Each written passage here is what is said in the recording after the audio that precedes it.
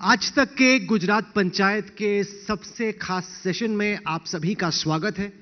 वैसे तो हर चुनाव बहुत अहम होता है, लेकिन गुजरात का यह चुनाव खासा ऐतिहासिक इस वजह से है कि अगर यहां पर भारतीय जनता पार्टी एक बार फिर से जीतती है तो पश्चिम बंगाल का सीपीआईएम का वो रिकॉर्ड जिसमें वाम मोर्चे की 7 बार सरकार बनी, उसकी बराबरी होगी।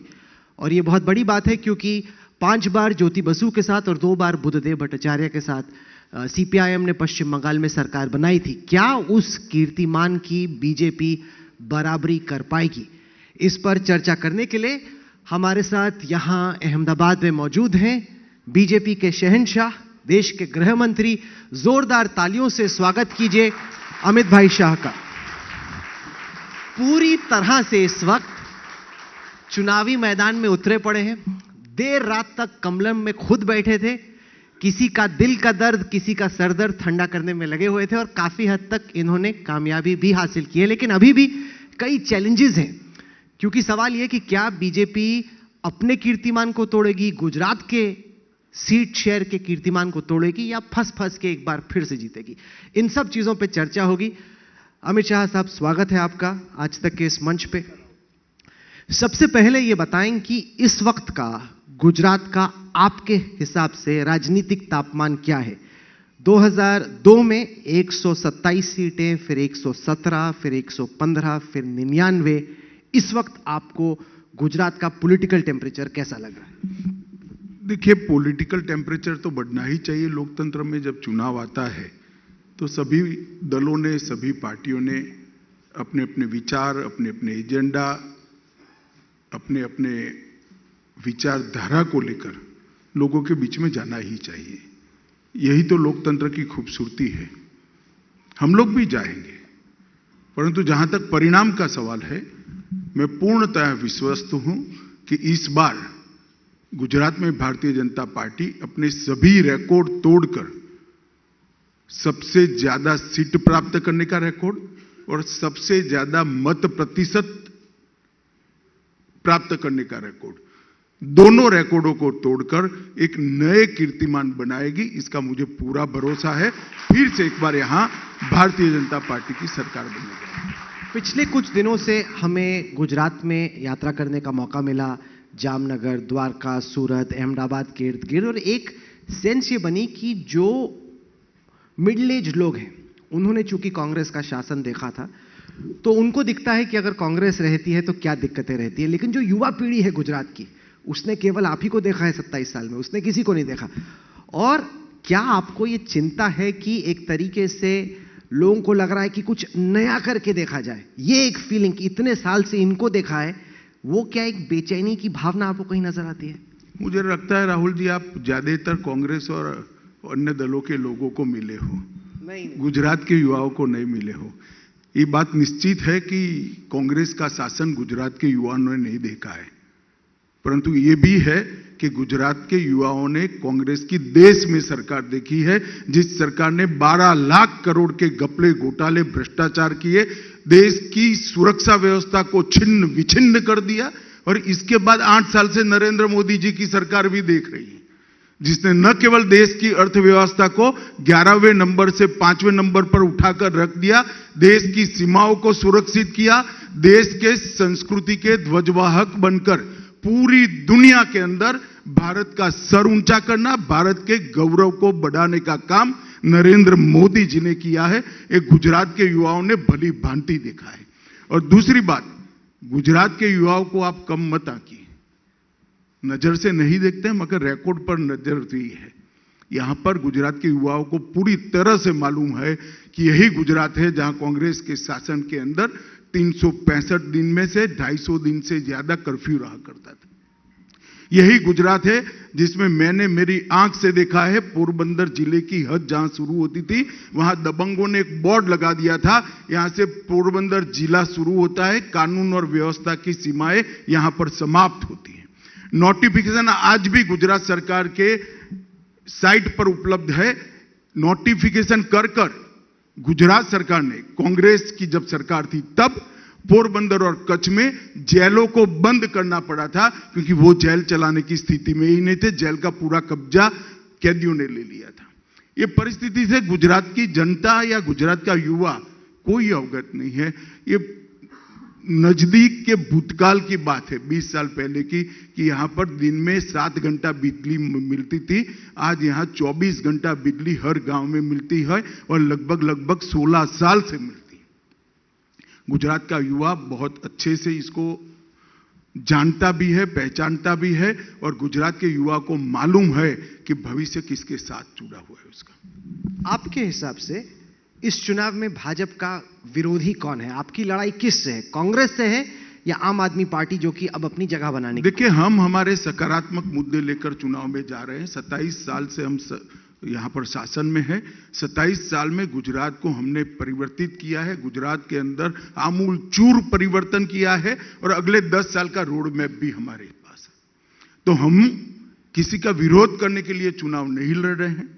हमारे रोड मैप के आधार पर और हमारे पास्ट रिकॉर्ड को, दोनों को मिलाकर गुजरात की जनता को मैं अपील करना चाहता हूं, फिर से एक बार आशीर्वाद लीजिए। ये डबल इंजन सरकार बची कुची जो कोई भी कसर है, इसको समाप्त कर कर समग्र देश के अंदर गुजरात को 1 नंबर का राज्य बनाएगी, जो बन चुका है, और उसको लंबे समय तक ये स्थिति को बनाने के लिए हम एक बहुत बड़ी नींव डालने का काम कर देंगे।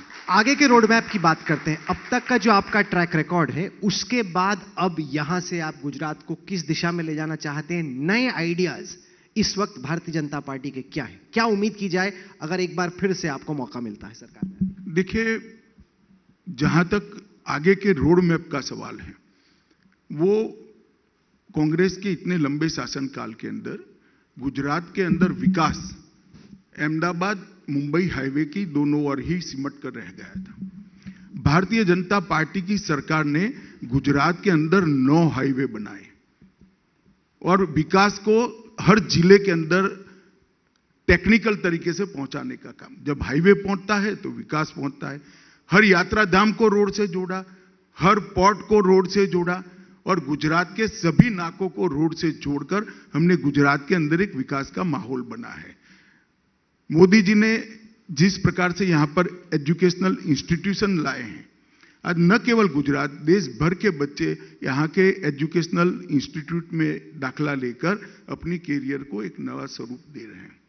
और स्टार्टअप की जो इनिशिएटिव मोदी जी ने लिया है, ढेर सारी पॉलिसियां बनाई है, वो सारी पॉलिसियों के इंप्लीमेंटेशन के लिए यहां पर एक बहुत अच्छा तंत्र हमने ऑलरेडी बना चुके हैं, जिस पर एक बहुत बड़ी इमारत खड़ी होने वाली है।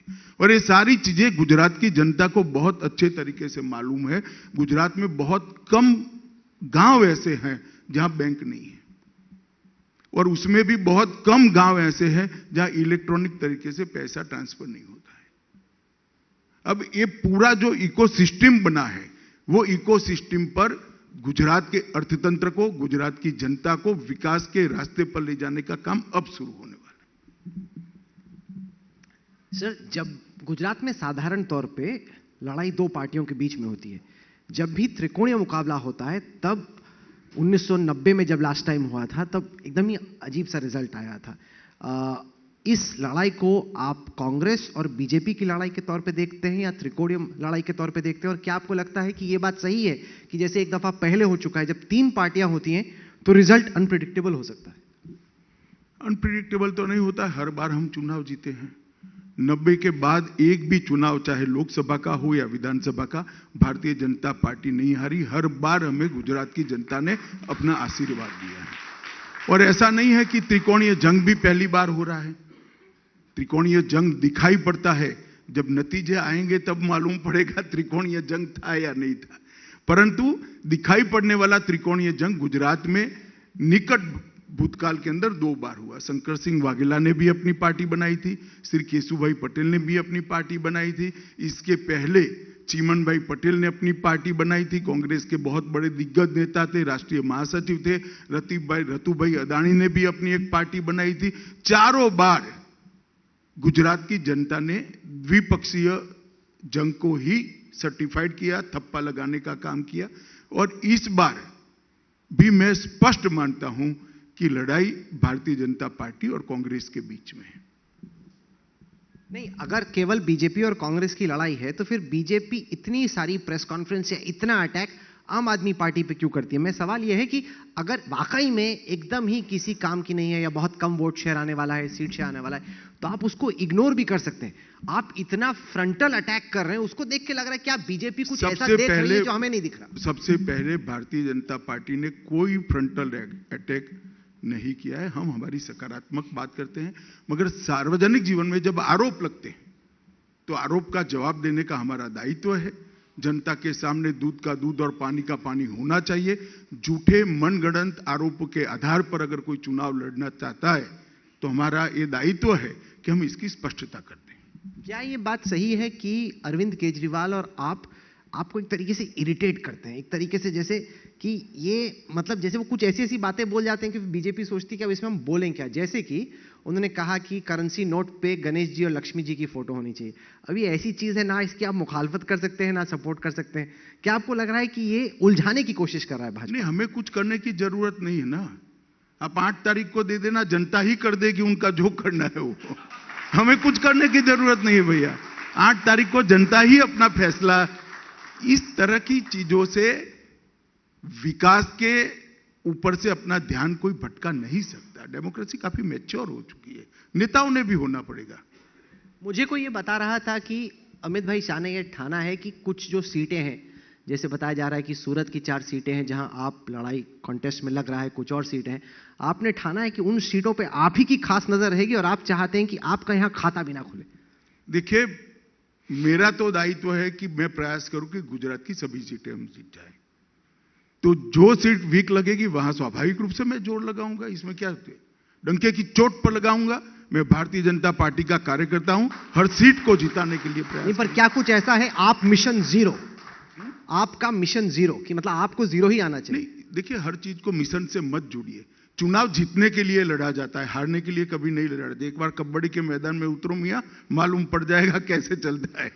अब आपसे कबड्डी कौन करे ये तो बताइए। इसमें कोई किसी को मजा थोड़ी आएगा आपसे कबड्डी करने में। एक चीज मुझे बताइए, जब आप आ रहे थे सर का, आप मानेंगे वजन काफी कम हो, राजनीतिक वजन बढ़ रहा है लेकिन शारीरिक वजन कम हो रहा है। अब ये मतलब थोड़ा तो समझ में आता है, लेकिन ये तो बहुत ही आपने कम कर लिया अपना वजन। मेरी पत्नी यही बैठी है, जरा बाद में उनको पूछ लेना तो मालूम पड़ जाएगा क्यों हुआ है, कैसे हुआ है। मैडम, मेरे को बताया गया कि आपने शायद सर को बोला कि अगर आप ठान लो कुछ तो आप कुछ भी कर सकते हो। कुछ चर्चा चल रही थी कि क्या किया जाए, कैसे वजन कम किया जाए। आपने कहा कि आपका मेंटल रिजॉल्व इतना स्ट्रांग है कि अगर आप ठान लो कि वजन कम करना है तो आप कर सकते हो। तो ये जो सर का जो वेट लॉस हो रहा है उसके पीछे आप ही पीछे से प्रेशर दे रही हैं। एक सेकंड, माइक आने। नहीं, माइक की कोई जरूरत नहीं। वो बोल रही है थोड़ा सा। नहीं, छोड़िए, अभी हम चुनावी मुद्दों पर चर्चा कर रहे हैं। नहीं, राजनीतिक वजन बढ़ाना और शारीरिक वजन कम करना। देखिए, ऐसा है, मेरे राजनीतिक वजन की चिंता आप मत करिए, एक बात। और शारीरिक वजन कम होता है तो अच्छा ही है भाई, स्वास्थ्य अच्छा होगा। सर, हम ये जानना चाहते हैं आपसे कि हमने देखा कि महाराष्ट्र के कुछ प्रोजेक्ट्स थे, टाटा का एक प्रोजेक्ट था, अनिल अग्रवाल वेदांता का एक प्रोजेक्ट था, वो गुजरात आया। इस वक्त हम अहमदाबाद में बैठे हैं तो लाजमी तौर पे गुजरात के लोगों को तो लगेगा कि ये अच्छा है। बाकी स्टेट्स को लग रहा है कि क्या बीजेपी की सेंट्रल लीडरशिप के सबसे अहम लोग गुजरात से आते हैं, क्या इससे गुजरात को फायदा मिलेगा? पहले राहुल जी ये बता दीजिए कि ये प्रोजेक्ट महाराष्ट्र के थे, ऐसे आपके कान में कौन कह गया? वो आदित्य ठाकरे आए थे इंडिया टुडे कॉन्क्लेव में, उन्होंने कहा कि बातचीत हुई और सारी चीजें फाइनल हो गई थी। उन्होंने उनको बता दिया था, अनिल अग्रवाल ने, वेदांता वालों ने, कि यहां पे लगने वाला है महाराष्ट्र में। क्या हमेशा सच बोलते हैं? अब ये मुझे नहीं पता, क्या मैं कैसे बोलूं? कोई प्रोजेक्ट कभी पर भी कहीं भी राज्य में जाएगा और कहेगा भाई हमारे यहां आने वाला था, चला गया। ये नई राजनीति ऐसे नहीं होती है भाई। हर प्रोजेक्ट का अपना कहां डालना, किस राज्य की क्या स्कीम है, किस राज्य का कैसा एडमिनिस्ट्रेशन है, किस राज्य की भौगोलिक स्थिति क्या है, वहां पोर्टों की स्थिति क्या है, रोड की स्थिति क्या है, ये सब का आकलन कर हर इंडस्ट्री अपने आप तय करती। कई सारे प्रोजेक्ट महाराष्ट्र में गए थे, तो गुजरात रोना रोएगा क्या? कोई रोना नहीं रोता भाई। हर प्रोजेक्ट को कहीं ना कहीं जाना है। इस प्रकार की राजनीति से मुझे तो लगता है मीडिया ने भी बचना चाहिए। पर ऐसा आपकी तरफ से कोई इंडिकेशन नहीं, या फिर कई सारे कॉर्पोरेट जो घराने हैं वो आपको खुश करने के लिए, आपको मोदी जी को खुश करने के लिए कि चलो गुजरात चलते हैं, इनको अच्छा लगेगा, वहां पे हो जाए तो फायदा हो जाएगा। नहीं, ऐसा है, इसका कोई कॉन्क्रीट आधार होना चाहिए। इस प्रकार की चर्चा एक तंदुरुस्त स्पर्धा को अलग दृष्टि से देखने का एंगल देती है। मुझे लगता है देश के हित में नहीं है। कोई भी प्रोजेक्ट कोई भी राज्य में जाए, जैसे अब कहीं पर भी कोई बड़ा प्रोजेक्ट लगेगा तब क्यों, क्या गुजरात को अन्याय हो जाएगा? अंततः देश में लग रहा है भाई, भारत पूरी दुनिया में उत्पादन का एक केंद्र बन रहा है, मैन्युफैक्चरिंग का हब बन रहा है, वो हर हिंदुस्तानी के लिए ठीक है। और महाराष्ट्र में भी कई सारे प्रोजेक्ट गए हैं, ऐसा नहीं है। सर ये बताइए कि आपने इस वक्त विजय रूपाणी जी, नितिन भाई पटेल, चुदासमा जी, मतलब जितने सारे आपके बड़े सीनियर लीडर्स थे उनको आपने एक तरीके से बैठा दिया, या उन्होंने खुद ही बोल दिया कि मुझे लड़ना नहीं, मतलब कहीं ना कहीं मैसेज ये गया कि इस बार जो मीटिंग हो रही है उसमें आपका टिकट कट रहा है, आपको टिकट नहीं देना, तो उन्होंने पहले ही बोल दिया कि हम नहीं लड़ना चाहते। अब जनता ये पूछ रही है और विपक्ष के लोग ये पूछ रहे हैं कि अगर ये इतने अच्छे अग्रसर नेता थे तो आपने इनको क्यों बैठाया, क्यों टिकट नहीं दी? देखिए, ये पार्टी का अफेयर है और पार्टी के नेताओं ने खुद तय करना होता है। भारतीय जनता पार्टी में कई सारे कार्यकर्ता अपने आप को साइड पर करते हैं और देश भर में करते हैं। आप गुजरात छोड़ दीजिए, कई सारे कार्यकर्ता करते हैं और ये सारे नेताओं ने एक लंबे समय तक गुजरात की सेवा की है और अभी भी कर रहे हैं। ना उसमें से कोई नेता घर पकड़ कर बैठा है, ना उसमें से कोई नेता नाराज चल रहा है। सभी के सभी लोग फील्ड में हैं। आज आप जिन 3 नेताओं के नाम बोले, ये तीनों ने आज 2-2 पर्चे डलवाने की सभाएं एड्रेस की हैं। तो कोई घर पर नहीं बैठा है भाई। और भारतीय जनता पार्टी की बहुत पुरानी परंपरा है, ढेर सारे लोग हटते रहते हैं, नए लोग आते रहते हैं। अच्छा, एक बात सच से बताइएगा, अपनी मर्जी से ये लोग हटे या आपके खौफ से हटे? देखिए, खौफ किसी का नहीं होता है और खौफ रखने की जरूरत भी नहीं है। और बहुत समय तक उन्होंने काम किया था। काम का क्षेत्र बदलेगा, काम का प्रकार बदलेगा, मगर काम में रहेंगे। भारतीय जनता पार्टी के वरिष्ठ नेता है सारे। पर एक फर्क है, फर्क यह है कि गुजरात में जो लीडर्स थे जिनकी टिकट कटी वो तो बैठ गए, उनसे बातचीत हुई सब लोगों की और कहीं ना कहीं ज्यादातर सीटों पे उन्होंने कहा कि ठीक है हम लोग प्रचार करें। हिमाचल में सर ऐसा नहीं हुआ। हिमाचल में कई बागी खड़े रहे और हिमाचल से जो भाजपा के भीतर से ही रिपोर्ट्स आ रही हैं वो इतना तो कम से कम मान रहे हैं कि बहुत फंसा हुआ या टाइट फाइट है और अगर किस्मत ने साथ नहीं दिया तो फिर हो सकता है कि कुछ गड़बड़ भी हो जाए। आप वहां पे क्यों नहीं बैठा पाए? कोई टाइट फाइट नहीं है। पहले मैं क्लियर कर दूं, हिमाचल में हमारी पूर्ण बहुमत की मजबूत सरकार बनने जा रही है। मैं खुद वहां प्रचार कर कर आया हूं, मैंने 20 रैलियां करी है, मैंने माहौल देखा है। और जहां तक आपने जो एनालिसिस रखा है, इतना सरल नहीं होता है राहुल जी। जो पहाड़ी राज्य है वहां पर छोटी छोटी कॉन्स्टिट्यूएंसी होती है और हर एक का अपना एक क्षेत्र होता है। 4-5 हजार वोट साथ में जुड़े हुए होते हैं, तो हर एक को लगता है कि मैं निर्दलीय जीत जाऊंगा। निर्दलीय जीतना भी सरल होता है, इसलिए कई बार कार्यकर्ता निर्दलीय खड़े रह जाते हैं। और ये आज से नहीं है, जब से हिमाचल प्रदेश बना तब से है, क्योंकि बहुत छोटी कॉन्स्टिट्यूएंसी होती है। तो एक जिला पंचायत सीट के सदस्य को भी अपनी जिला पंचायत सीट का ढंग से समर्थन मिल जाए, कुछ और वोट जुटा ले, तो वो निर्दलीय जीत सकता है। इसलिए लड़ते हैं कई बार। क्या आप मानते हैं कि उत्तराखंड से ज्यादा मुश्किल था हिमाचल का चुनाव इस दफा? जरा भी नहीं। उत्तराखंड में भी बहुत सारे निर्दलीय लड़े थे और आप लोगों ने इश्यू बनाया था कि भाजपा में काफी बगावत है, हो जाएगा वो हो जाएगा। सबसे ज्यादा सीट से हम जीत कर आ गए। हिमाचल में भी आपको पूरा विश्वास है कि आप जीत? पूरा विश्वास है, हम बहुत अच्छे बहुमत से सरकार बनाएंगे। अच्छा, ये क्यों होता है कि मोदी जी हो या आप हो, वो कहते हैं कि जब आप वोट डालो तो कमल देखो, मोदी जी की शक्ल देखो और वोट डालो? क्या इसका ये मतलब है कि जो जमीन पे आपके एमएलएज हैं वो उतना एफर्ट या उतना एंड रिजल्ट नहीं दे पाते हैं जितना कि आप और मोदी जी? मुझे बात बोलिए, मुझे एक वाक्य कहना है तो मैं कितने एमएलए का नाम आपके इंटरव्यू में बोल सकता हूं? 182 है, बताइए। उनमें से आपने तो मुझे तो मेरे सर्वोच्च नेता का ही नाम बोलना पड़ेगा भाई। अब आपको तो बोलना नहीं है, सिर्फ पूछना है, इसलिए आपके लिए सरल है, पूछ लेना। मैं 182 आपके दर्शकों को पूछना चाहता हूं, मैं 182 एमएलए का नाम बोल सकता हूं कि इसकी सीट पर, ये सीट पर इसका दो, इस सीट पर इसका चेहरा देखो, इस सीट पर ऐसा चेहरा देखो?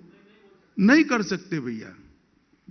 नहीं, इसलिए नहीं कि आपको लगता है कि एमएलएज की उतनी लोकप्रियता नहीं जितनी की मोदी जी की है। देखिए, आप एमएलए के खिलाफ एंटी इनकम्बेंसी बहुत है, इसलिए आपको बहुतों की टिकट भी काटनी पड़ती है। देखिए, आप आपकी समझ के हिसाब से एनालिसिस करते हैं, ये बहुत जटिल प्रक्रिया है राहुल जी, इतनी जल्दी समझ में नहीं आएगी आपको। तो आप समझाइए। अगर अच्छा ठीक है, अगर एमएलए बहुत अच्छे होते, जैसे आप फर्ज कीजिए क्रिकेट का वर्ल्ड कप चल रहा हो और बहुत अच्छी कोई बैटिंग कर रहा हो, तो उसको तो टीम का कप्तान या कोच ड्रॉप नहीं करेगा। कुछ ना कुछ तो आपको बैट्समैन में कमी नजर आई कि आपको लगा कि इसको हटा के दूसरा कोई नया लाया जाए। ऐसा नहीं है। आप हमारा 5 बार के चुनाव के प्रत्याशी उठाकर देख लीजिए गुजरात के, हर बार हमने 30 से 42 के बीच में प्रत्याशी बदले हैं और इस बार 42 बदले हैं। इसके बाद एक बार नहीं, इसके पहले एक बार 44 प्रत्याशी भी बदले थे। इस बार 42 बार, हर बार बदलते हैं, इसमें कोई नई बात नहीं है। एक जो चर्चा भाजपा के ही भीतर हो रही है, वो पता नहीं आपके सामने आती है कि नहीं, लेकिन आपके जो कार्यकर्ता हैं या जो छोट भैया नेता हैं, वो जो बात करते हैं, वो कहते हैं कि आप इस दफा भी बाहर से बहुत सारे कांग्रेसी लेके आ गए। कम से कम पिछले कुछ साल में 17 तो कांग्रेसी आप लेके आए हैं, और हो सकता है कि और भी आते, लेकिन 17 तो आ ही आए।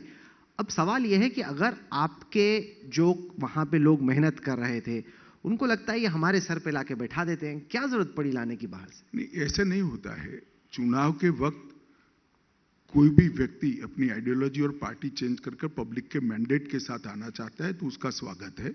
भारतीय जनता पार्टी अपनी आइडियोलॉजी का और काम का विस्तार करने में मानती है। बहुत सारे लोग हमारे कई पार्टी से आकर जुड़ते हैं, और केवल विधानसभा नहीं, लोकसभा में भी जुड़ते हैं।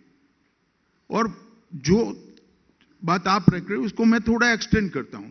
एक विधानसभा में 5 कार्यकर्ताओं ने टिकट मांगा है, तो भी एक को ही मिलेगा, 4 तो नहीं मिलेगा।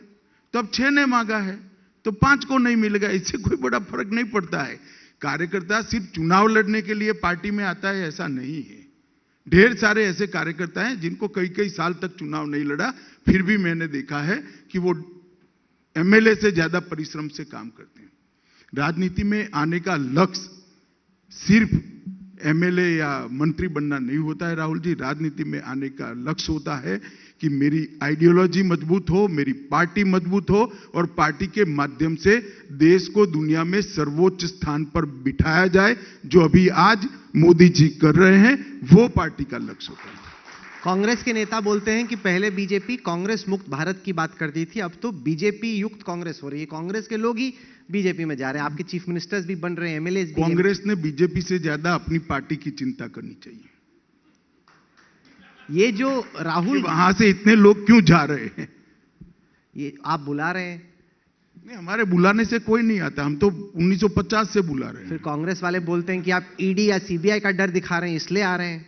देखिए, जितने लोगों ने पार्टी बदली, गुजरात की बात है, उसमें किसी पर ईडी या सीबीआई का केस भी नहीं है, ना कुछ होने वाला। वो महाराष्ट्र में तो थे। देखिए राहुल जी, बात को ट्विस्ट करने के लिए कुछ भी आप कह सकते हैं। कांग्रेस को सच अर्थ में आत्मचिंतन करना चाहिए कि क्यों ऐसा हो रहा है। नहीं, ये तो बात सही है। इस वक्त जो राहुल गांधी की भारत जोड़ो यात्रा तमिलनाडु से शुरू होती, केरल, आंध्र प्रदेश, कर्नाटक, अब महाराष्ट्र में चल रही है, हर रोज 20-25 किलोमीटर चल रहे हैं। क्या आपको लग रहा है कि उससे कांग्रेस का कुछ रिवाइवल हो सकता है, या राहुल गांधी की एक जो पप्पू के तौर पे छवि बनी, वो छवि चेंज हो सकती है, पुनर्जीवन उनको मिल सकता है? देखिए, मैं तो सार्वजनिक जीवन में परिश्रम का समर्थक हूं। कोई भी व्यक्ति परिश्रम करे तो मुझे तो अच्छा ही लगता है, सबने करना चाहिए। बाकी उनको स्वीकारना नहीं स्वीकारना, कितना सस्टेन होगा, वो तो देश की जनता को तय करना है। आपको भी सस्टेनेबिलिटी पे ही डाउट है कि नहीं, मुझे डाउट रखने का सवाल ही नहीं है।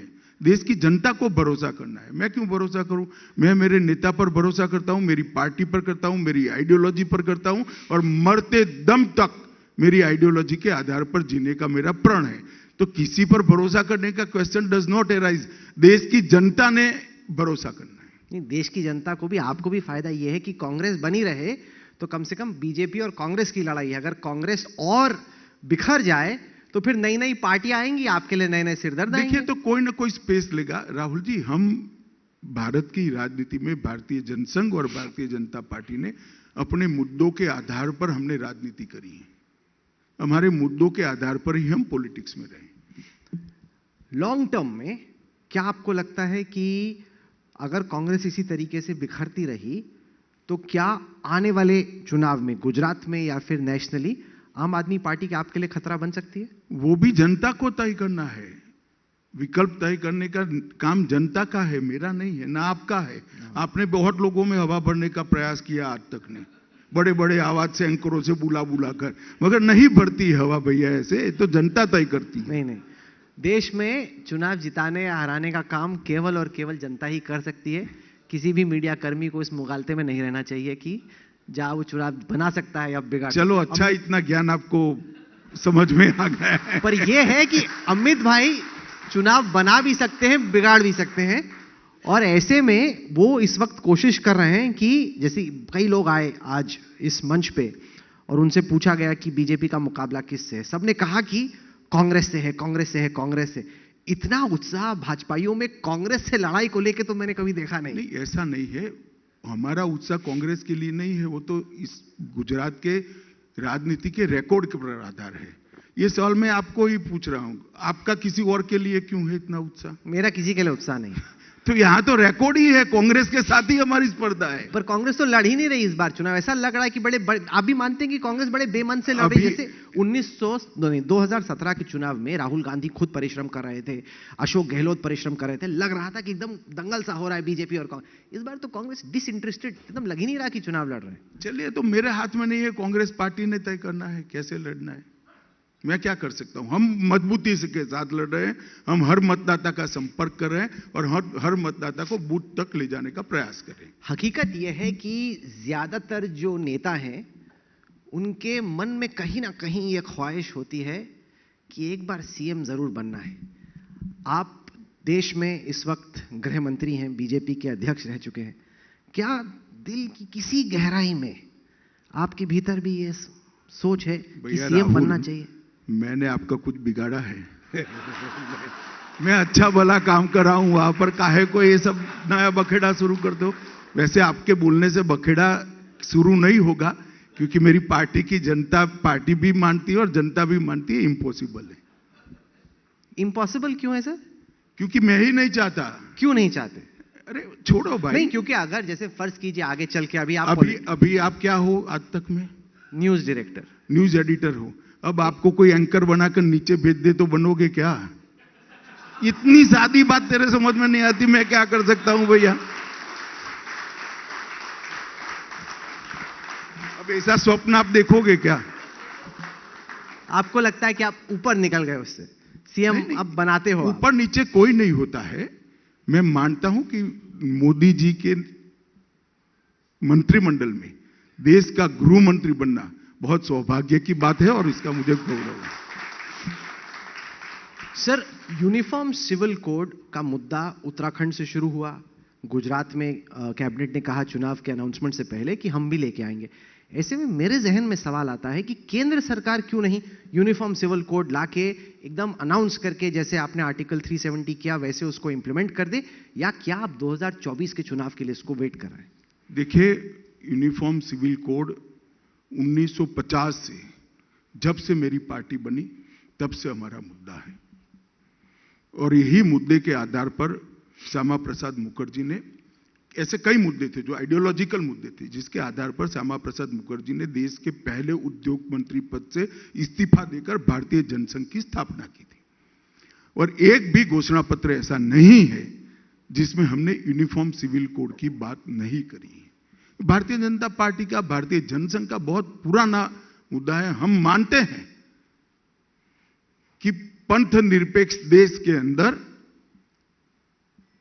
कानून का आधार धर्म नहीं हो सकता है, और हमारे संविधान निर्माताओं ने भी यह कहा है कि जब कभी भी अनुकूलता हो, देश के विधानमंडलों ने और देश की संसद ने यूनिफॉर्म सिविल कोड लाना चाहिए।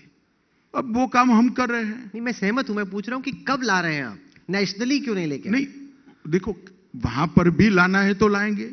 पहले अभी जिन राज्यों की सरकारें इसको लाना चाहती है वो राज्यों में तो आ ही जाएगा, कंकरेंट लिस्ट के अंदर है। तो उत्तराखंड ने घोषणा कर दी, कमेटी बन रही है, हिमाचल ने एजेंडे में रखा है, गुजरात ने कमेटी बना दी, तो 3 राज्यों में तो आ ही जाएगा। बाकी सारे राज्य देखते हैं, वरना हम खुद सोचेंगे बाद में। इस दफा भूपेंद्र पटेल आपके चीफ मिनिस्टरियल कैंडिडेट हैं। आपने ये भी घोषित किया कि चीफ मिनिस्टर वही होंगे। अब ये सवाल उठता है कि उत्तराखंड में हुआ, गोवा में उससे पहले हुआ, गुजरात में हुआ, आपको बीच रेस में घोड़ा या घुड़सवार क्यों चेंज करना पड़ता है? आप ऐसा कुछ घुड़सवार पकड़िए कि पूरे 5 साल आपकी रेस लगा दे वो। ऐसा नहीं है राहुल जी, ये सवाल भी आपका एनालिसिस और तथ्यों के आधार पर नहीं है। नरेंद्र भाई लंबे समय तक यहां रहे, पार्टी ने उनको जब तक वो प्रधानमंत्री नहीं बने मुख्यमंत्री बनाया। उनके बाद आनंदीबेन आई। हमारी पार्टी का नियम है 75 साल के बाद अन्य कामों में उनकी ऊर्जा का उपयोग होता है। तो आनंदीबेन 74 साल और 9 महीने की हो गई तब उन्होंने पद छोड़ा। इसके बाद विजय रूपाणी आए। विजय रूपाणी 5 साल तक पूरे मुख्यमंत्री रहे। अब भूपेंद्र भाई आए हैं और उनके नेतृत्व में हम चुनाव लड़े हैं और पूर्ण बहुमत की सरकार बनने के बाद फिर से एक बार भूपेंद्र पटेल ही मुख्यमंत्री बनने वाले हैं। इसमें हाफ टर्म पूरा टर्म का सवाल है, उभरता ही नहीं है। क्या आपके हिसाब से उनकी वो जो पकड़ होनी चाहिए एडमिनिस्ट्रेशन पे वो बन पाई है? मैं इस संदर्भ में पूछता हूं कि आप इतने पावरफुल हैं, मोदी जी खुद गुजरात से आते हैं, क्या गांधीनगर की सरकार दिल्ली से चलती है? कोई सवाल ही पैदा नहीं होता। संविधान ना परमिट करता है, ना हमारी किसी की इच्छा है। भूपेंद्र पटेल ने 1 साल के अंदर मोदी जी जो बात को आगे बढ़ाए थे उसको बड़ी दृढ़ता और शिद्दत के साथ आगे बढ़ाए। चाहे लॉ एंड ऑर्डर का सवाल हो, चाहे अर्थतंत्र को गति देनी हो, चाहे गुजरात के इंफ्रास्ट्रक्चर को बढ़ाना हो, हर क्षेत्र के अंदर भूपेंद्र पटेल जी ने बहुत अच्छा परफॉर्म किया है। और आप देखते रहना, उनके नेतृत्व में फिर से एक बार प्रचंड बहुमत से सारे रिकॉर्ड तोड़कर भारतीय जनता पार्टी की सरकार बनी। क्योंकि विपक्ष ये धारणा लोगों के सामने रखने की कोशिश करता है कि उनकी उतनी नहीं चलती। अमित भाई बताते हैं, मोदी जी यहाँ के पीएमओ से आता है, बहुत ओवर सेंट्रलाइजेशन ऑफ पावर है, एक्चुअल पावर जो है वो दिल्ली में रिजाइड करती है। ऐसा है राहुल जी, आप विपक्ष से अपेक्षा क्या करते हो? हमारी प्रशंसा करें, अपेक्षा करें तो फिर वो तो ऐसा ही कहेंगे भाई। पर आपके हिसाब से पूरी खुली छूट है, आप बिल्कुल एकदम वो ही सरकार चलाते हैं और बहुत अच्छे तरीके से चलाते हैं। अच्छा, मैं ये भी जानना चाहता हूं, अगर हम नेशनल इलेक्शंस की बात करते हैं तो 2024 की तरफ हम लोग बढ़ते जा रहे हैं। आपके हिसाब से ये जो विपक्षी एकता की बात हो रही है, जो पहले भी ट्राई किया गया, फ्लॉप हो गया, नीतीश कुमार ने वो छेड़ा आपको छोड़ने के बाद कि हम मिल के लड़ेंगे, क्या आपको लगता है कि ऐसी सूरत बन सकती है विपक्षी पार्टियों के एकजुट होने की आपके खिलाफ? अब हो भी जाए तो क्या फर्क पड़ता है? मैं आपको समझाता हूं। मानो शरद पवार जी गुजरात में सभा करेंगे तो क्या होगा? कुछ नहीं होगा। तो वो तो महाराष्ट्र में हमसे लड़ ही रहे हैं। ममता बनर्जी महाराष्ट्र में सभा करेगी, क्या होगा? तो वो तो बंगाल में हमारे साथ लड़ ही रही है। तो एकता से एक दूसरे के वोट का योग नहीं होता है, प्लस प्लस नहीं होता है। वो अपने अपने राज्य में हमारे खिलाफ लड़ रहे, एक मंच पर आकर बैठते हैं, चुनाव समाप्त होते हैं, फिर बिखर जाते हैं। नहीं, पर फर्क ये पड़ता है कि अगर सब मिल के आपके खिलाफ लड़ें तो ऑल वर्सेस वन हो जाता है। जैसे अगर जो महाविकास आघाड़ी, आप समझ नहीं रहे हो कि अभी भी हमें तो ऑल वर्सेस वन ही है। बंगाल में हमें ममता बनर्जी के खिलाफ भी लड़ना है। वो सब साथ में आए तो कौन लड़ेगा? वहां शरद पवार पहले लड़ते थे क्या? नहीं, जैसे महाराष्ट्र का केस लो, वहां पे आपकी 40 सीटें आई, अगर आपको वो रिकॉर्ड बरकरार रखना है और शिवसेना, एनसीपी और कांग्रेस मिल के लड़े तो अरिथमेटिकली तो आपका चैलेंज बढ़ ही जाता है सर। देखिए राहुल जी, इतना सरल नहीं होता है। प्लस प्लस प्लस से पॉलिटिक्स नहीं चलती है। पॉलिटिक्स जनता के भरोसे से चलती है। देश का प्रधानमंत्री कौन बनेगा, प्रधानमंत्री का परफॉर्मेंस क्या होगा, मोदी जी ने काम कैसा किया है, मोदी जी ने क्या जमीन पर हमारे एजेंडा को उतारे, सारे बहुत सारे मुद्दे होते हैं और इसके आधार पर जनता वोट करती है। इस वक्त जो आपकी मोदी जी से बातचीत चल रही है उसका जो हिस्सा आप हमें बता सकते हैं, उसके हिसाब से मोदी जी की सबसे पहली प्राथमिकता क्या है अब से लेकर 2024 के चुनाव के बीच? देखिए, इस तरह से प्राथमिकताएं तय नहीं होती है। हमारी प्राथमिकता बहुत स्पष्ट तय है कि इस देश सुरक्षित होना चाहिए और मोदी जी ने इसके लिए बहुत बहुत अच्छे तरीके से देश को सुरक्षित करने का काम किया है। देश की सेनाओं को आधुनिक करना, अनेक शस्त्रों का भारत के अंदर उत्पादन करना, देश की सीमाओं को सुरक्षित करने के लिए इसका मनोबल बढ़ाना। आज तक कभी भी भारत की किसी भी नेता ने, किसी भी सरकार ने आतंकवादी हमले का जवाब सर्जिकल स्ट्राइक और एयर स्ट्राइक कर नहीं दिया था। मोदी जी ने पहली बार पाकिस्तान की सीमा के अंदर जाकर करारा जवाब देने का था और एक कठोर संदेश भेजा है कि भारत की सीमा और सेना के साथ छेड़खानी नहीं करते, वरना नतीजे भुगतने पड़ते हैं। देश के अर्थतंत्र को चुस्त दुरुस्त बनाने का काम किया है। आज हम 5वें नंबर पर है, पहले 11वें नंबर पर थे। इतनी बड़ी छलांग 8 साल के अंदर भारत के अर्थतंत्र ने कभी नहीं लगाई। आज पूरे दुनिया भर में कोरोना के बाद के स्लोडाउन से सबसे पहले वी शेप में उभरने वाली इकोनॉमी कोई अगर है तो भारत की इकोनॉमी के शेप है। के शेप का मतलब हम दर्शकों को समझाएं, वो ये कि जो अमीर लोग हैं उनका ग्राफ तो ऊपर जा रहा है, ये जो अर्थशास्त्री कह रहे हैं जो गरीब लोग हैं उनकी स्थिति थोड़ी कमजोर हो रही है। ऐसा नहीं तो है। रिकवरी जो है इकोनॉमिकली वो के शेप्ड है, वी शेप नहीं है। ये आपका थ्योरी है, मैं बताता हूं कैसे वी शेप है। अर्थतंत्र तेजी से उभरा है और सरकार का बजट का बहुत बड़ा हिस्सा नरेंद्र मोदी जी ने आज तक 70 साल में कभी भी देश के हर घर में बिजली नहीं पहुंची थी, नरेंद्र मोदी ने पहुंचाई है। देश के हर घर में शौचालय पहुंचाने का काम नरेंद्र मोदी जी ने किया है। देश के हर घर के अंदर 5 लाख तक का स्वास्थ्य का कार्ड भेजने का काम नरेंद्र मोदी जी ने किया है। देश के हर घर में गैस का सिलेंडर भेजने का काम नरेंद्र मोदी जी ने किया है। देश के हर घर के अंदर कोरोना के बाद जब स्लो डाउन आया तो फ्री ऑफ कॉस्ट 2.5 साल तक प्रति व्यक्ति प्रति माह 5 किलो अनाज देने का काम नरेंद्र मोदी ने किया है। देश के 80 करोड़ लोगों के जीवन स्तर को उठाने का काम भारतीय जनता पार्टी की सरकार ने किया है। और जब मैन्युफैक्चरिंग आ रहा है तो स्वाभाविक रूप से रोजगारी आएगी। और ये शुरुआत है अभी राहुल जी, जो कांग्रेस 60 साल में कर रही है उसको सुधारने की शुरुआत है। ये नींव डालने का काम किया है। जब 109 लाख करोड़ रुपया का इंफ्रास्ट्रक्चर बनता है तो निश्चित रूप से रोजगारी बढ़ती है और इंफ्रास्ट्रक्चर बढ़ता है वो इकोनॉमी का बढ़ावा करता है। ढेर सारे काम किए हैं राहुल जी। चश्मा कौन सा पहनकर इसको देखते हैं वो चश्मे पर निर्भर है। चश्मा काला पहनेंगे तो सूर्य नहीं दिखाई पड़ेगा, चश्मा मेरे जैसा पहनेंगे तो चमकता हुआ सूर्य दिखाई पड़ेगा। चश्मा बदलने की जरूरत है। बाकी ये वी शेप ग्रोथ है, वी शेप ग्रोथ है और वी शेप। मैं हाल ही में वर्ल्ड इकोनॉमिक फोरम के अध्यक्ष बोर्जे ब्रांडे से मिला। उन्होंने कहा कि ये साल पिछले साल से बेहतर है लेकिन अगले साल से बदतर, यानी कि उनको लग रहा है कि आने वाले साल में दुनिया की जो अर्थव्यवस्था है वो रिसेशन की तरफ बढ़ रही है। और अगर ऐसे में दुनिया की बाकी अर्थव्यवस्थाओं में रिसेशन मंदी आती है तो उसका लाजमी तौर पे प्रभाव भारत पर भी पड़ेगा। आपके लिए ये कितनी चिंता की बात है कि आप तो अपनी तरफ से एफर्ट कर रहे हैं, रशिया यूक्रेन की लड़ाई हो, इन्फ्लेशन हो, इंटरेस्ट रेट हो। देखिए कोरोना के वक्त भी दुनिया भर में रिसेशन आया था, मगर सबसे कम असर इसका भारत में हुआ, सबसे कम हुआ। हमें पूरा भरोसा है हम भारतीय अर्थतंत्र को किसी भी प्रकार के रिसेशन के सबसे कम से कम नुकसान के साथ मैनेज कर पाएंगे, हमें पूरा भरोसा है। क्या आपको लग रहा है कि आने वाले वक्त में भारत चीन की तरह अपनी अर्थव्यवस्था को, अपने लोगों को गरीबी की रेखा से उसी तरीके से उबार पाएगा जिस तरीके से चीन ने लेट 70 से लेके ऑलरेडी उभर चुके हैं?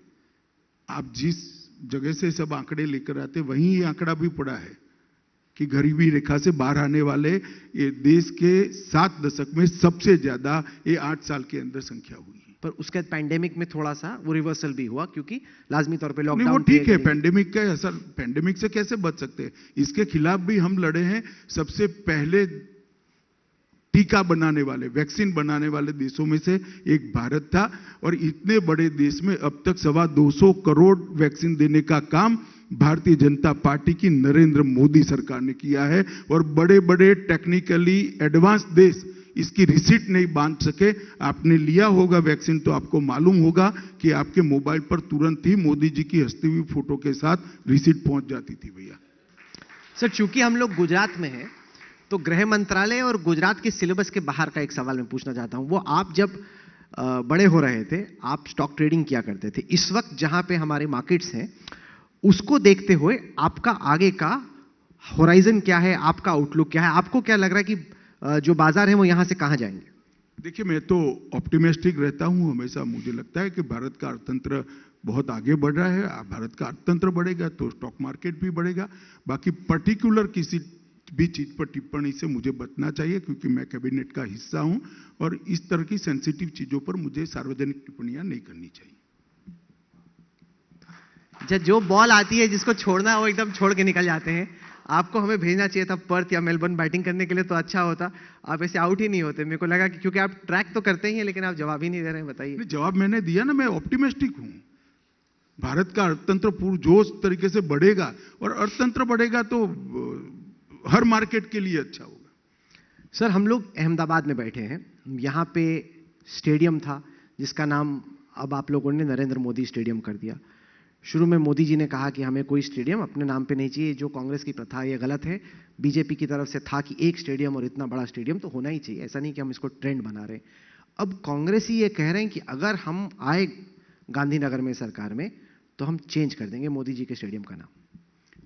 देखिए, सबसे पहले तो कांग्रेस ने सरदार पटेल का नाम देने का उसको अधिकार ही नहीं है, क्योंकि सरदार पटेल की अंत्येष्टि से लेकर आज तक हमेशा सरदार की याद को, उनके काम को और उनके बहुत बड़े योगदान को मिटाने का काम गांधी नेहरू परिवार ने किया है।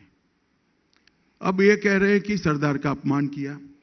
एक जो स्टेडियम है वो स्टेडियम अब, क्योंकि मैंने खुद नींव रखी है वो स्पोर्ट्स कॉम्प्लेक्स की, बहुत बड़ा कॉम्प्लेक्स वहां बन रहा है जिसमें 18 इस प्रकार के अलग अलग खेलों के स्टेडियम होंगे। वो स्पोर्ट्स कॉम्प्लेक्स का नाम सरदार वल्लभ भाई पटेल स्पोर्ट्स कॉम्प्लेक्स रखा गया है, जिसके अंदर एक की जगह 18 स्टेडियम होंगे। और ये नरेंद्र मोदी स्टेडियम वो पूरे स्पोर्ट्स कॉम्प्लेक्स का एक छोटा सा हिस्सा होगा। अब इतनी भी समझ नहीं है तब क्या कर सकते हैं।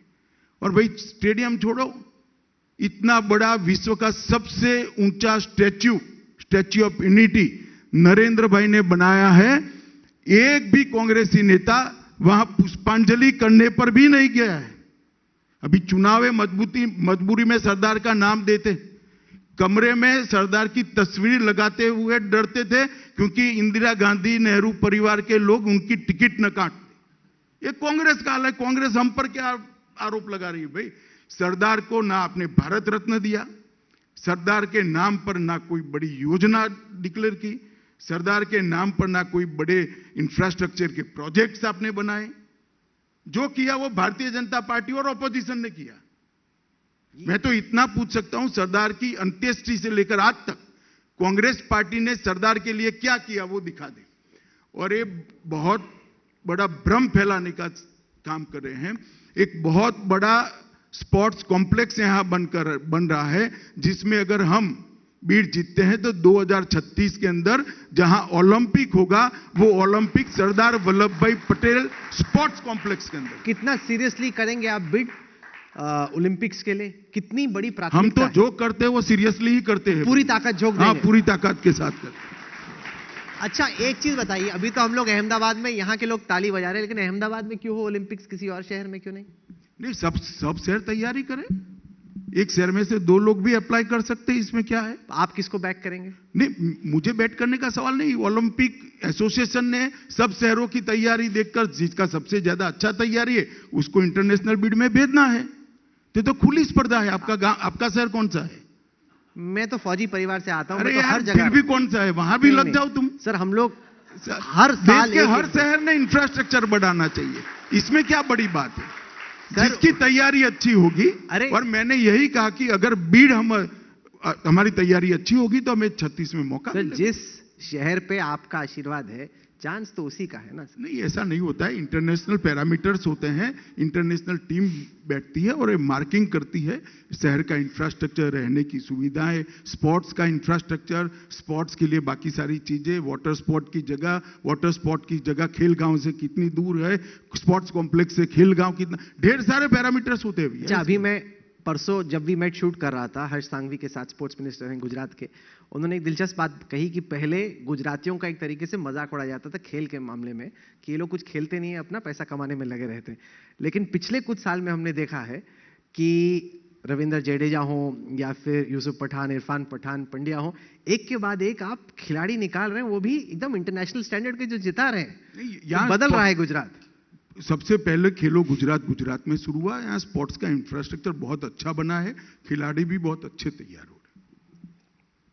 सर, एक जो सवाल है वो ये कि जो इन्वेस्टिगेटिव एजेंसीज हैं, क्या उनका इस्तेमाल आपके विरोधी पार्टियों को टारगेट करने के लिए हो रहा है? वो सवाल मैं इस कॉन्टेक्स्ट में पूछता हूं कि अब जैसे फर्ज कीजिए संजय राउत का जो बेल ऑर्डर आया, उसमें काफी खरी खोटी सुनाई गई एजेंसियों को कि इलीगल अरेस्ट है, बिना सोचे समझे, बिना सबूत के।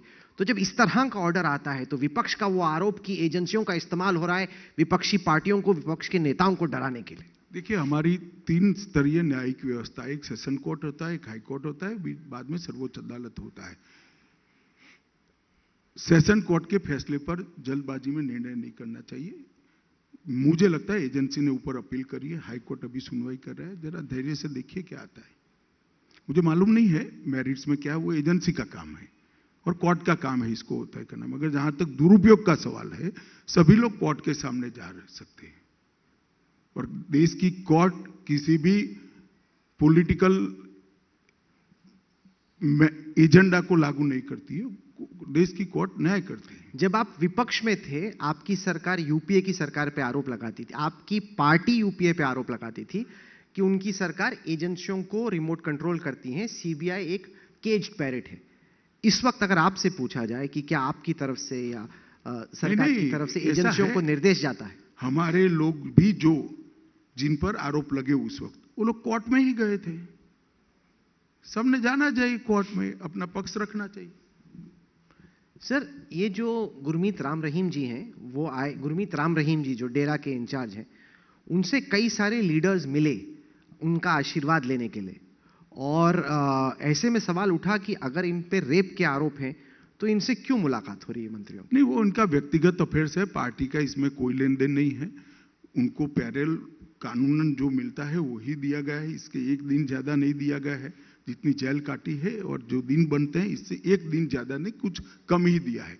और उनको जो लोग मिले हैं, चाहे किसी भी पार्टी के हों, मगर वो जहां तक भारतीय जनता पार्टी का सवाल है, इनका व्यक्तिगत अफेयर है। जितने भी सिविल सोसाइटी के लोग हैं, एनजीओज के लोग हैं, उन्होंने मुद्दा बनाने की कोशिश की कि ये बिल्किस बानो की जो रेपिस्ट हैं उनको परोल क्यों और कैसे मिली? अगर उन पे इतने संगीन आरोप हैं, क्या केंद्र सरकार की तरफ से आप चाहते थे कि परोल मिले इन लोगों को? नहीं, जरा भी नहीं भाई। देखो, ये एक कानून है। अगर कोर्ट ने उनको कोई और कठोर सजा दी होती तो इसका इंप्लीमेंटेशन होगा। कोर्ट ने जो सजा दी है उसमें 14 साल की बिहेवियर पर आप उनको रिलीज कर सकते हैं, ऐसा प्रावधान है। सजा देना का काम कोर्ट का है, हमारा नहीं है, सरकारों का नहीं है। पिछले हफ्ते हम लोग इंडिया टुडे के मुंबई कॉन्क्लेव में थे। वहां पे सिडनी के एक प्रोफेसर आए, सैल्वाटोर बबोन्स करके। उन्होंने कहा कि इंडिया की जो एजुकेटेड एलीट क्लास है वो एंटी इंडिया है, कि मतलब वो इंडिया के हितों के खिलाफ है, और वो वही लोग चाहते हैं कि राहुल जी, आप विदेशियों का इतना क्यों मानते हैं? ये तो आपके पक्ष अरे में मैं तो इस देश में रहता हूं यार, रोज मिलता हूं, मुझे कोई एंटी इंडिया नहीं लगा। अरे वाह, नहीं लगा। आप तो कहते हो कि मैं तो भारत में ही रहता हूं, भारत के लोगों के बीच में रहता हूं, युवाओं से बहुत मिलता हूं, मुझे कोई एंटी इंडिया नहीं लगा। अरे, मैं तो उल्टा जवाब सोच रहा था आप दोगे। नहीं, उल्टा जवाब क्या है? मगर आपकी बात ही ठीक नहीं है। नहीं, मैं तो वो जो प्रोफेसर है सिडनी के, मैं तो उनका हवाला दे रहा हूं। मगर हम सब, तुम भी यहां रहते हो, मैं भी यहां रहता हूं। देश का हुआ कैसे देश के खिलाफ हो सकता है? क्या बात कर रहे हो आप? ऐसी बात आपने सुननी भी नहीं चाहिए थी, ऑब्जेक्शन रजिस्टर कराना चाहिए था। शायद वो आपके लिए न कहते हो, अब मुझे ऐसा लगता है, क्योंकि आपने ऑब्जेक्शन नहीं लिया। नहीं, मैं तो ये तो स्ट्रॉन्ग ऑब्जेक्शनल मुद्दा है। क्या बात कर रहे हो? इस देश का युवा देश के खिलाफ कैसे हो सकता है? तुरंत आपने ऑब्जेक्शन लेना चाहिए था, आपकी चैनल ने ऑब्जेक्शन लेना चाहिए था। कैसी बात नहीं हो सकती। वो युवा की बात नहीं कर रहे, वो जो एजुकेटेड एलीट क्लास है। अरे भाई, मैं युवा, एजुकेटेड एलीट युवा की ही बात कर रहे थे ना, तो मैं इसी की बात कर रहा हूं। कैसे देश के खिलाफ हो सकता है? ये कितना बड़ा आरोप है उन पर, और मैं तो कम से कम न सुनता। अरे वाह, कमाल है। कांग्रेस मुक्त भारत आपकी पहले एक बहुत बड़ी प्राथमिकता थी। आज की तारीख में 8 साल बाद क्या आप अभी भी चाहते हैं कि कांग्रेस मुक्त भारत हो, या आप चाहते हैं कि कुछ ना कुछ किसी ना किसी रूप में बनी रहे कांग्रेस? कांग्रेस को बनाने का काम मेरा नहीं है, कांग्रेस पार्टी का है। मेरा काम है इस देश के हर बूथ तक, हर गांव तक, हर कूचे तक, हर गली तक भारतीय जनता पार्टी और इसकी आइडियोलॉजी पहुंचे। ये मेरा काम है जो मैं करने का प्रयास करता हूं। कांग्रेस को बचाने का काम कांग्रेस पार्टी का है। आपने इतना अटैक किया परिवारवाद के मुद्दे पे कांग्रेस में कि गांधी परिवार अब किनारे हो गया। उन्होंने मल्लिकार्जुन खड़गे को अपना अध्यक्ष बना दिया। क्या आपको लगता है कि अच्छी शुरुआत है ये? नहीं, मैं तो मानता हूं कि लोकतांत्रिक तरीके से पार्टी के अध्यक्ष चुनकर आने चाहिए। अच्छा ही हुआ है, इसमें हमें कोई आपत्ति नहीं। इससे क्या आपको लगता है क्या फर्क पड़ता है, कांग्रेस रहे ना रहे? मतलब आपको लगता है कि इससे थोड़ा सा जो परिवारवाद का मुद्दा था उस पर एक तरीके से डेंट पड़ी है? देखिए, वो तो अब किस तरह से पार्टी चलती है इस पर निर्भर करता है। अच्छा सर, असुद्दीन ओवैसी के मुद्दे पे आते हैं। अब जैसे जो बाइपोल का इलेक्शन होता है उसमें असुद्दीन ओवैसी उतने वोट काटते हैं जिससे बीजेपी का उम्मीदवार जीत जाता है। असुद्दीन ओवैसी और बीएसपी उतने ले गए गोपालगंज की जैसे सीट पे कि बीजेपी जीत गई। ऐसे में जो कंस्पिरेसी थ्योरिस्ट हैं उनको लगता है कहीं ऐसा तो नहीं कि असुद्दीन ओवैसी के जनरेटर में पीछे से आप ही ईंधन भर रहे हैं? देखिए, ऐसा है, आपके पास आंकड़े होने चाहिए। ओवैसी की पार्टी इस देश के विधानसभा में 1.3% विधानसभाओं में चुनाव लड़ी है और 1.3% विधानसभा से सरकारें नहीं बनती है। पर सही जगह पे भारतीय जनता पार्टी 100% पर लड़ती है, जनता का विश्वास हासिल करती है और सरकार बनाती है। मगर आपको इसी प्रकार से ढूंढना है तो ठीक है भैया, ढूंढो। जनता भी असेसमेंट करेगी कि क्या असेसमेंट होगा। 1.3% के आधार पर बीजेपी इसके आधार पर चुनाव लड़ती है। नहीं, पर जैसे उन्होंने 12,214 वोट काटे। अरे यार, 1% सीट होते हैं। 182 में वो 10 सीटों पर भी चुनाव नहीं लड़ रहे हैं। क्या ले लेकर ये राहुल मेरे सामने रखते हो आप? ऐसे नहीं होता है भाई। 182 सीटों पर हम चुनाव लड़े, 182 पर मैंडेट मांग रहे, 10% से क्या होता है? और आप क्या कहना चाहते हो? किसी भी पार्टी को चुनाव लड़ने का अधिकार नहीं है? लड़े वो भी लड़े। इससे क्यों किसी से डरना चाहिए? हम तो नहीं डरते किसी से। जो आए वो, जो जिसका भी गुजरात में चुनाव लड़ना है, स्वागत है। आओ पधारो मेरे गुजरात में, आओ लड़ लो। स्वाभाविक नहीं, लोकतंत्र का सबसे खूबसूरत पहलू ही ये है कि सबको अपनी बात रखने का अधिकार है, जनता निर्णय करती है। सर, एक मुद्दा गुजरात के चुनाव में युवाओं ने ये पूछा पेपर लीक का, जो कि कई दफा हुआ, 22 दफा पिछले 7 साल में पेपर लीक का मुद्दा आया। ये आगे चल के ना हो, उसके बारे में आप क्या सोच रहे हैं? कैसे इंश्योर करेंगे कि ये बार बार एग्जाम फिर से देना पड़ता है? जीपीएससी का चीफ ऑफिसर का एग्जाम हो, टीचर्स का एग्जाम हो, मुखिया सेविका का एग्जाम हो, रक्षक दल का एग्जाम हो, हेड क्लर्क का एग्जाम हो, बार बार ये पेपर लीक को आप कैसे रोकेंगे? देखिए, इरिस्पेक्टिव ऑफ पार्टी कई राज्य सरकारों में पेपर लीक के मामले आए हैं। मुझे लगता है इस पर राष्ट्रीय बहस की जरूरत है, क्योंकि जो आउटसोर्सिंग होता है वो आउटसोर्सिंग किसका टेंडर लो है इसके आधार पर दिया जाता है। और जो एजेंसियां हैं आउटसोर्सिंग में, जो एजेंसी टेंडर प्राप्त करती है, इसकी मंशा पर भी कई जगह पे सवाल आए। क्योंकि मैं एक इन्वेस्टिगेशन को फॉलो कर रहा था जो जम्मू कश्मीर में लीक हुआ था। तो इस पर एक राष्ट्रीय बहस की जरूरत है। कोई नई पद्धति देश ने इजाद करनी पड़ेगी और ढंग से कोई व्यवस्थित तरीके से सरकारी एक एजेंसी बनाई जाए जो सारे राज्य सरकारों को काम कर दे, या इस तरह से एक आउट ऑफ बॉक्स सोचकर इसका रास्ता ढूंढना पड़ेगा।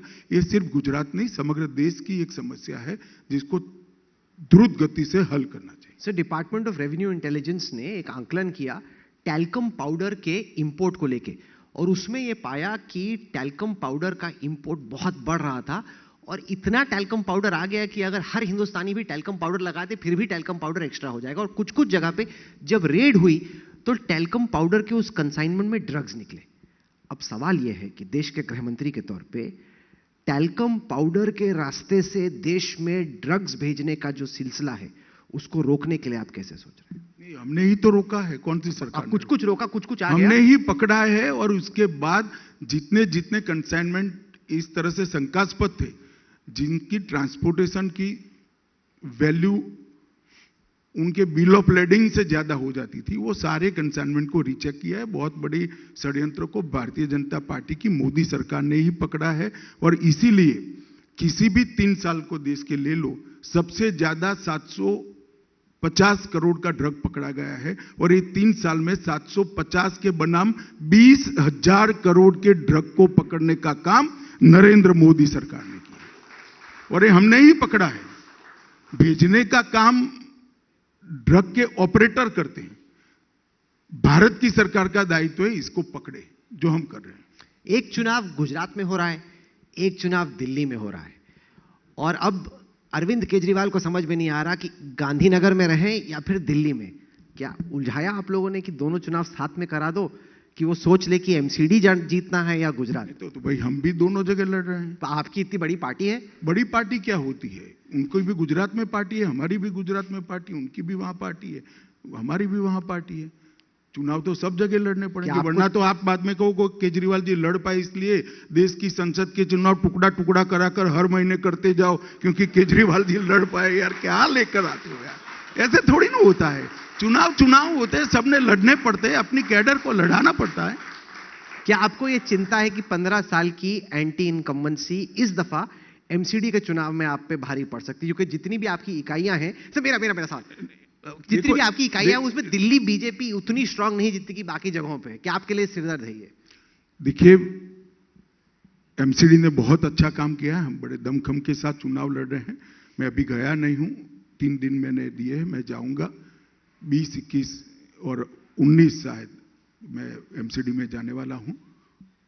परंतु एमसीडी में हमने बहुत अच्छा काम किया है। दिल्ली की जनता, मुझे पूरा भरोसा है कि चौथी बार भारतीय जनता पार्टी को आशीर्वाद देगी। आपने पॉपुलर फ्रंट ऑफ इंडिया को बैन किया।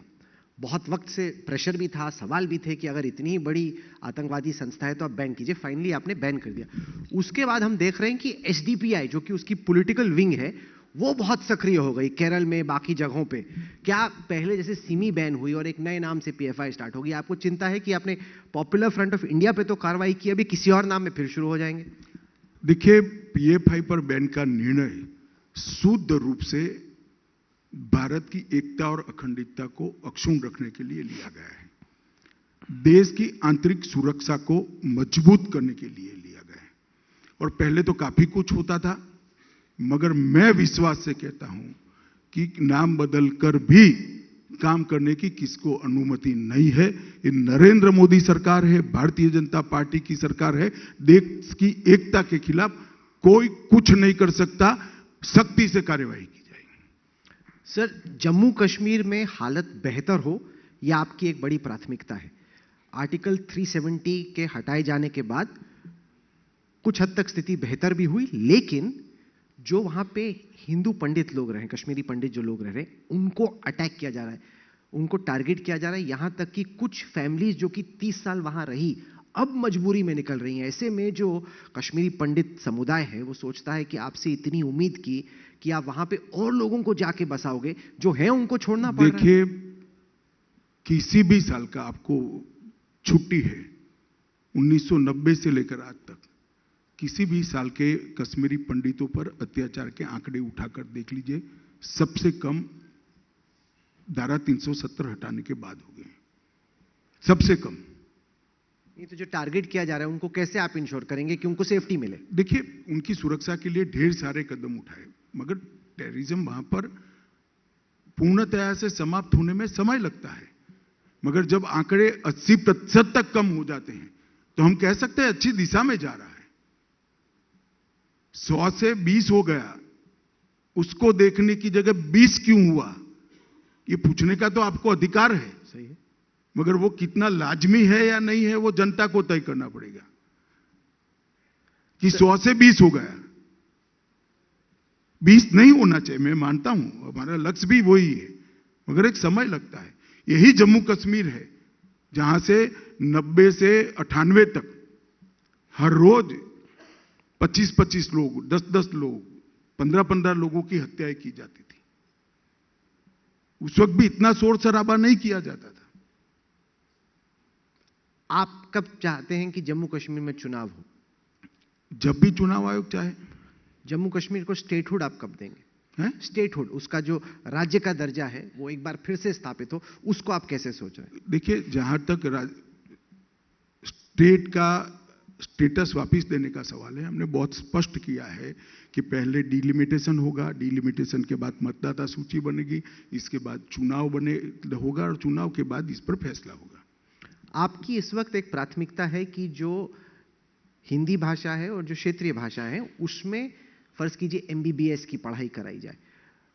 ऐसे में कुछ डॉक्टर जो लोग हैं वो कह रहे हैं कि मेडिकल एजुकेशन की एक यूनिवर्सल लैंग्वेज है जो कि अंग्रेजी है, लिटरेचर भी वैसा है और वैसा ही रहा है, कई दशकों से रहा है, उसको चेंज करने के पीछे आप क्यों सोच रहे हो? और क्या, जैसे अगर डॉक्टर कोई बनता है तो कहीं पे भी काम कर सकता है, हिंदुस्तान में, विदेश में, लेकिन अगर वो केवल क्षेत्रीय भाषा में या हिंदी में पढ़ता है तो फिर वो शायद ना जाके काम कर पाए, उसको आप कैसे देखते? नहीं, ये सोच ठीक नहीं है। मुझे बताइए, जर्मनी के डॉक्टर विश्व के मेडिकल साइंस में कंट्रीब्यूट नहीं करते हैं? वो जर्मनी में पढ़ते हैं। चीन के डॉक्टर क्या विश्व के मेडिकल साइंस में कंट्रीब्यूट नहीं करते हैं? वो वहां की लैंग्वेज में पढ़ते हैं। जापान के डॉक्टर नहीं करते हैं क्या? वो भी वहां की लैंग्वेज में पढ़ते हैं।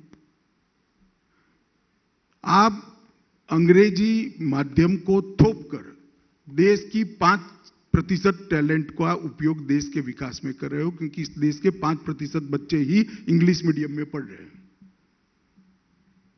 हम चाहते हैं 100% टैलेंट का उपयोग हो। केरल जो हमारे छोटे राज्यों में से है, मगर वो भी जापान से ज्यादा आबादी वाला है। अगर जापान के डॉक्टर पूरी विश्व के अंदर मेडिकल साइंस को कंट्रीब्यूट कर सकते हैं तो मलयाली में केरल का डॉक्टर कर ही सकता है। और मैं मानता हूं कि मैं क्या, दुनिया के सारे शिक्षा शास्त्री मानते हैं कि रिसर्च एंड डेवलपमेंट का काम मातृभाषा में मौलिक होता है, अच्छा होता है। पिछली बार आपने गुजरात में मिशन 150 दिया था कि 150 सीटें पार करेंगे। इस दफा कम से कम अपनी टीम के लिए आपका टारगेट क्या है? अभी कहना बहुत दिक्कत होगी, क्योंकि तीनों पार्टियों के, बसपा के वो अपने ओवैसी भी लड़ा रहे, इन लोगों की पूरी सूची ही सामने नहीं आई है।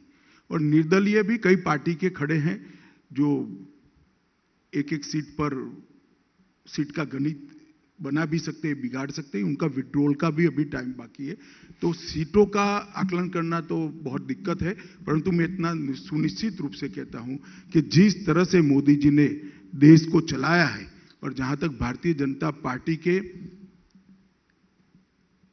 विचारधारा के साथ जुड़ाव रखने वाले मतदाता का सवाल है, हम 1950 से कहते थे कि हम इस देश में धारा 370 खत्म कर देंगे।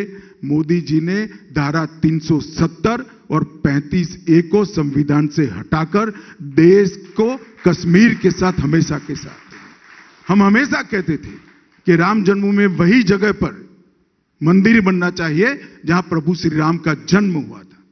कांग्रेस हमें ताने लगाती थी, हालांकि सरकार उनकी थी, ताने लगाती थी मंदिर वहीं बनाएंगे, तिथि नहीं बताएंगे। अब तिथि बताने की जरूरत नहीं है। मैं गुजरात की जनता को कहता हूं, जनवरी 2024 का टिकट बुक करा लो। आसमान को छूने वाला भव्य राम मंदिर आपको अयोध्या में वही स्थान पर बना हुआ दिखा। हम कहते थे हम ट्रिपल तलाक समाप्त करेंगे, हमने ट्रिपल तलाक को समाप्त कर दिया है। हम कहते थे कॉमन सिविल कोड लाएंगे, आज कॉमन सिविल कोड लाने की शुरुआत हो चुकी है। और इसके साथ साथ हम कहते थे कि देश का अर्थतंत्र, देश के अर्थतंत्रों की तालिका में 1 से 5 में होना चाहिए। आज 5वें नंबर पर आ गए हैं, और बहुत सारी एजेंसियों ने यह अनुमान लगाया है कि 2026 तक ये 3रे नंबर पर पहुंच जाएगा। ये काम नरेंद्र मोदी जी ने कहा था। हमने कहा था कि इस देश को हम सुरक्षित बनाएंगे, और सुरक्षित बनाने का काम नरेंद्र मोदी जी ने किया है। आज देश की सीमाएं और देश की आंतरिक सुरक्षा सबसे ज्यादा सुरक्षित अगर आजादी के बाद कभी भी थी तो आज है। इसका एहसास न केवल भारत, पूरी दुनिया को हो रहा है। और कुल मिलाकर जहां तक गुजरात का सवाल है, गुजरात का चहुमुखी, सर्वस्पर्शीय, सर्वसमावेशक विकास करने के काम हमने 27 साल में किया है। हर बार हम जब भी चुनाव में गए, गुजरात की जनता ने हमें आशीर्वाद दिया है, स्नेह दिया है, विजय दिलाई है।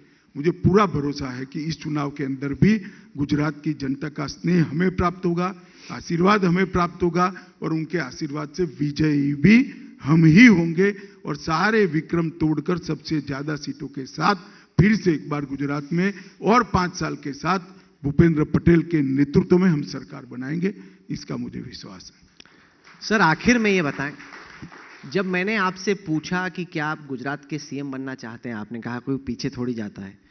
आपको तो ये मालूम ही होगा कि जब आपकी चर्चा होती है तो आपकी पार्टी के भीतर दूसरे लोग कभी कभी टू करके आपको बुलाते हैं, टू नंबर 2 ऐसे करके। क्या आप अपने बारे में, देश के बारे में? देखो, मैं स्पष्ट मैं मेरा सवाल सुनिए, पहले मेरी बात सुन लो ना। मैं तुम्हें बहुत बड़ा ज्ञान देने जा रहा था। सरकार में एक के बाद कोई नंबर ही नहीं होता है, एक नंबर ही होता है जो नरेंद्र मोदी है। किसी ने नंबर के बारे में सोचने की जरूरत ही नहीं। चलो, कभी तो आप सोचते होंगे कि 2 से सरकार में एक ही नंबर होता है जो प्रधानमंत्री होता है या मुख्यमंत्री होता है, इसके बाद कोई नंबर नहीं होते। सब समान प्लेटफॉर्म पर काम करते हैं। हर एक कैबिनेट का मंत्री होता है जो प्रधानमंत्री और मुख्यमंत्री के नेतृत्व में इनकी निर्देशों के अनुसार काम करता है। सर, पर्थ की पिच पे बैटिंग करने के लिए तो आपको भेजना चाहिए था। जो बॉल को आप हुक करना चाहते हैं उसको आप हुक कर देते हैं, जिसको छोड़ना चाहते हैं आप छोड़ देते हैं। छोड़ा नहीं है, मैं कॉन्स्टिट्यूशनल पोजीशन बता रहा हूं, क्योंकि हमारा संविधान जो राष्ट्रपति या गवर्नर साहब शपथ दिलाते हैं वो मुख्यमंत्री को दिलाते हैं, फिर मुख्यमंत्री अपने पावर को डेलीगेट कर मंत्री को देता है। तो नंबर 1 तो पावर डेलीगेट करने वाला होता है, इसके बाद किसी का नंबर नहीं होता है। नंबर की स्पर्धा में जो लोग पढ़ना चाहते हैं उनको मैं कहता हूं पढ़ना भी मत भैया, दिक्कत होती है इसमें। वाकई में आपने सबक दिया उन तमाम लोगों को जो कि अपने आप को 3, 4, 5 समझ रहे हैं। आप कहते हैं कि 1 से ही गिनती शुरू होती है, 1 के बाद कोई गिनती नहीं। अमित भाई शाह, आप आज तक की इस पंचायत में आए, तमाम सवालों के आपने जवाब दिए, इसके लिए बहुत बहुत शुक्रिया आपका। कई लोगों को लगता है कि अमित भाई पूछते होंगे, बताते होंगे कि ये पूछना, वो मत पूछना, ऐसा करना, वैसा करना। मैं आपको बता दूं, जैसे आपने खुद इस साक्षात्कार में देखा कि ना इन्होंने कुछ कहा कि ये पूछो, ना एकदम आए बैठ गए कि आपको जो पूछना है पूछो। आपका काम है सवाल पूछना, जो मुझे देना होगा जवाब मैं दूंगा, जो नहीं देना होगा वो मैं नहीं दूंगा। आपने एक तरीके से सूर्य कुमार यादव की तरह बैटिंग की या फिर कोहली की तरह बैटिंग की। वो आपका जो भी पसंदीदा बैट्समैन है, कौन आपका पसंदीदा बैट्समैन? अभी तो माइक नए उभर कर आ रहे हैं, 2 साल बहुत सारे नए उभर कर आ रहे हैं। नई पीढ़ी भी क्रिकेट में आ रही है। 2 साल में कोई तय कर पाएगा। देश की जनता भी अभी तो नए उभरते हुए बैट्समैनों को देख रही है। मगर मैं इतना कह सकता हूं कि टीम इंडिया का भविष्य बहुत उज्जवल है। बहुत अच्छे लड़के हमारे पास आए हैं और बहुत उज्जवल भविष्य। आप आए हमारे मंच पे, आपने तमाम सवालों के जवाब दिए, इसके लिए बहुत बहुत शुक्रिया। जोरदार तालियों से शुक्रिया अदा कीजिए गृह मंत्री अमित भाई शाह का। बहुत बहुत शुक्रिया सर, थैंक यू।